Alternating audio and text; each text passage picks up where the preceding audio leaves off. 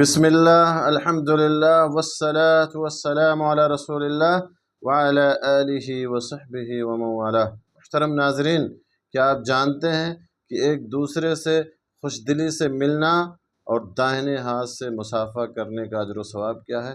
آئیے سنتے ہیں۔ برا ابن عازب رضی اللہ تعالیٰ عنہ سے مروی ہے، وہ بیان کرتے ہیں کہ رسول اللہ صلی اللہ علیہ وسلم نے ارشاد فرمایا: ما من مسلمین یلتقیان فیتصافحان الا غفر لہما قبل ان یفترقا، اخرجہ ابو داود وصححہ الالبانی۔ آپ صلی اللہ علیہ وسلم نے فرمایا کہ جب دو مسلمان باہم ملاقات کرتے ہیں اور ایک دوسرے سے مصافحہ کرتے ہیں تو قبل اس کے کہ وہ جدا ہوں، الگ الگ ہوں، ان کو بخش دیا جاتا ہے، معاف کر دیا جاتا ہے۔ اللہ سے دعا ہے کہ اللہ تعالی ہمیں بھی ایک دوسرے کے ساتھ ملنے اور مصافحہ کرنے، سلام کرنے کی اللہ تعالی ہمیں توفیق عطا فرمائے۔